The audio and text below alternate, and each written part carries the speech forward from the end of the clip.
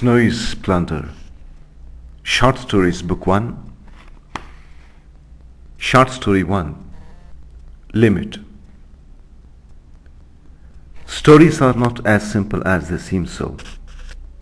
Once upon a time, a good-looking butterfly was born in the thickest corner of nice forest. She was the most beautiful butterfly in the world. This part of the forest had the prettiest flowers anyone had ever seen.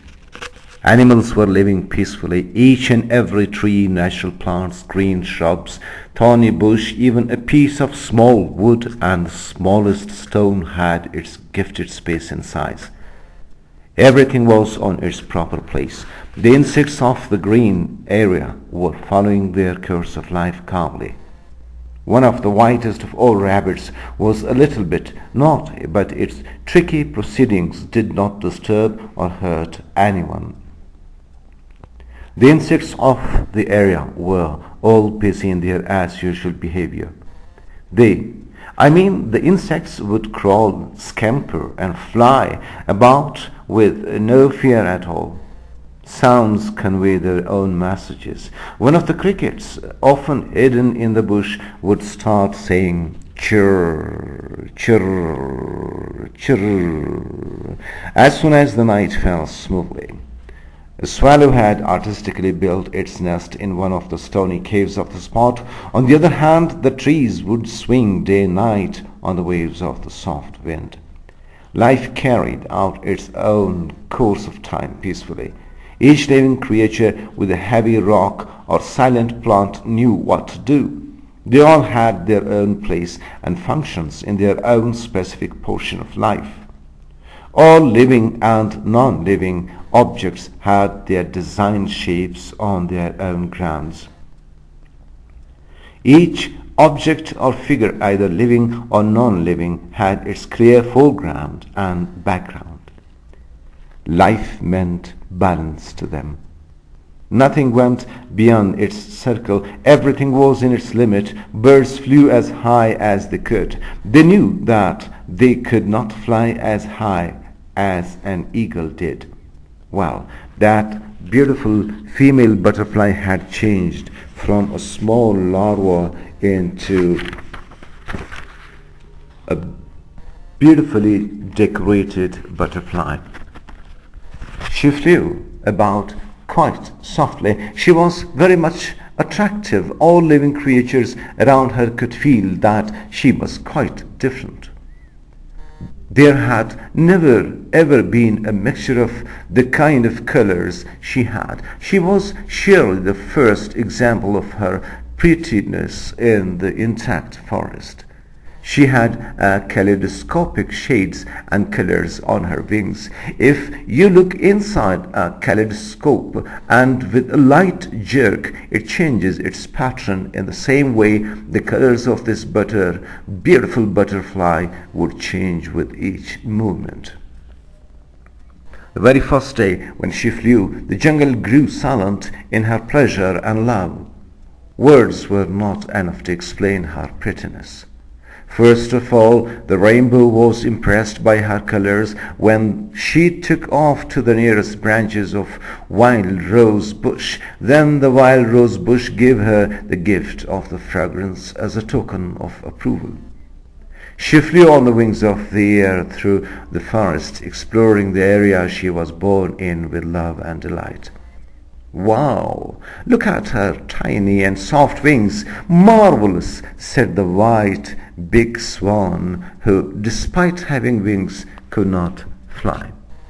"Yeah, indeed, how smoothly she flies," responded the white dove. Very soon the whole jungle realized that the butterfly was the matchless one. They all wanted to see her. All kinds of animals, plants, birds, and insects wished to wear her shades. The news of her magic was soon spread all over the jungle. All moving objects of the jungle desired to have her gathering and friendship. Flexibility is a skill. The whole area turned into a lively world, having the gift of life and beauty with pleasure.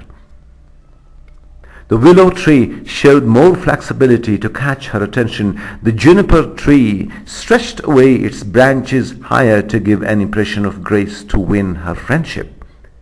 Whenever she fluttered through the air, the running deer and stags would forget their steps. They would stop.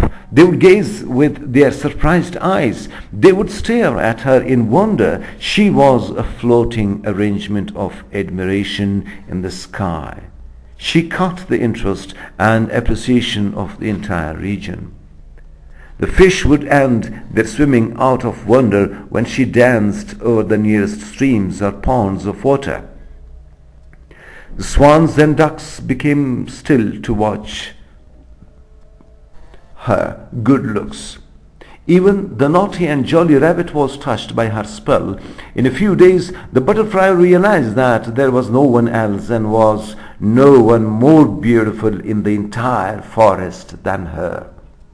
There was no match of her magic. She had no comparison at all. She was the only magnificence. She was the only one that claimed the superiority over the jungle. She was the only sign. She was the only pattern that overruled the entire area. Her existence turned into appreciation. She turned into beauty. Beauty was the source of surprise and happiness for all. Beauty moves like magic. I want to fly higher. I want to see the effect of my magical beauty all over the forest, said the butterfly. Not at all. You cannot do it. Do not ever think about that. We have our own limit of flight. We have the limit of our specifically awarded distance. We have to continue our own given distance. We cannot cross our limit. We have to honor the limit we are assigned to have, answered one of her friend butterflies that had a common color and ordinary appearance. Her friend tried to teach her, but the beautiful butterfly did not understand her wisdom. The beauty did not want to grasp wisdom. She used her strength to convince the beauty of her time to remain and enjoy her assigned space and time. But the beauty of the forest felt more greedy of an extra fame and awards. She ignored all kinds of advices and suggestions. She closed her ears to the words of her friend.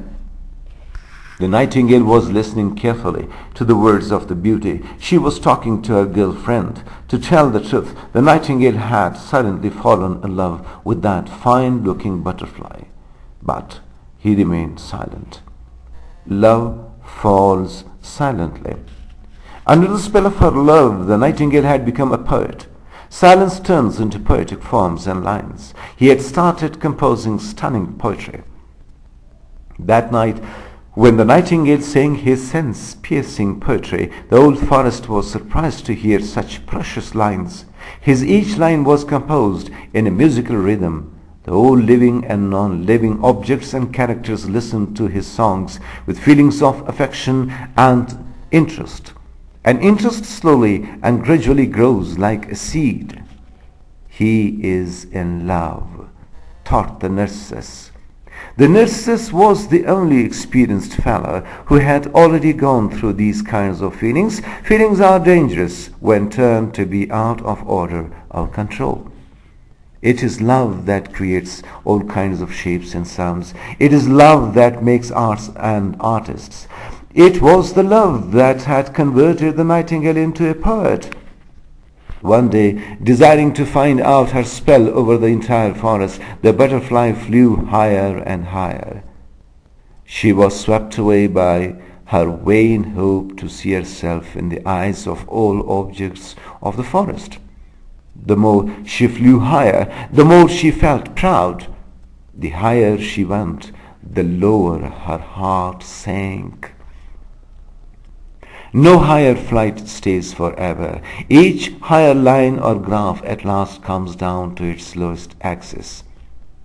Suddenly she lost her control over her flight. It seemed as though she did not have power to control herself. She felt as though another force had taken the control of her voyage. The more she tried to come down to keep her balance, the more she went away in the direction of the vastness of the sky.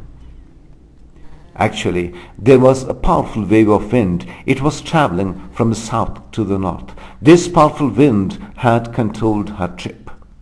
It carried the butterfly away on its powerful wings. She closed her eyes. She could not see anything. There was complete darkness.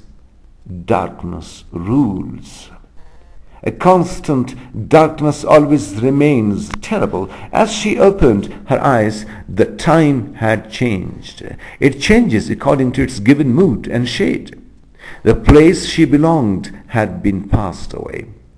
Her time was changed. Her space had been altered. The scene was different. It was totally white everywhere. It was like the forest of the crystals of ice and snow. Each mountain, stones, trees, leaves, plants, flowers of the area were of different kinds of crystals. All kinds of animals in the surrounding were made of sparkling white snow in that foreign land. All the objects of this snow-white area had a lively touch in their as usual ways, but were all made of crystals, like fine white, blue and green crystals. "You are welcome here in the world of air," a soft and kind voice addressed her. The butterfly looked here and there. She found no one. It was like an empty space but filled with silence. This silence had no shape for the butterfly. The butterfly did not know that if something fills a space, must contain its designed shape. Shapes are parts of the reality at the moment. Silence was her reality. She should have figured it out. Because silence exists, it should have had its already created shape. But she could not see it. Her condition was embarrassingly sad. "Who's that? Who's that?" she asked in a frightened tone. "It's me, the morning breeze. You are flying on my wings. Now you are here in the world of the air and wind," said the soft morning breeze. "The air and wind? But I was in the forest. That was my forest where I was born. Where did that forest go? Why did it disappear?" she asked. Her voice was drowned in full surprise. "Yes, you were born there. You were part of your place, but you were waiting for many years. But we were waiting for many years on the height of the forest to get a queen for us. At last we got you. We got our queen. We got you. You are the queen. You are the beauty of the forest. Now you will remain here as the ruling power of our castle forever. This is the main source of the air and wind. We, the air and wind, blow to all over the world from here. This is our world. This is our city. This is called the country of the great wind. We have our own world. We have our intended native place. This is our native place. We have got you to be our queen in. Let me show you the palace you will live in," answered the soft morning breeze. The butterfly had no force to say anything. She was lost, totally lost. She could not do anything. She was now just moving to the way the morning breeze directed her. A huge crystal gate was opened in her honor. She looked that it was a big palace. Each and every object of the castle had been made of the same crystal, ice and snow. She was shown and was moved in the old palace. It was true that the palace was a piece of creation. Everything was extremely great. At last she was brought into a huge hall. The hall was full of thousands of pictures. They were the pictures of various kinds of butterflies from all over the world. Each butterfly in its frame was a piece of creation of its land from different parts of the world. They were all framed in the frames of gold and silver. Look at these butterflies.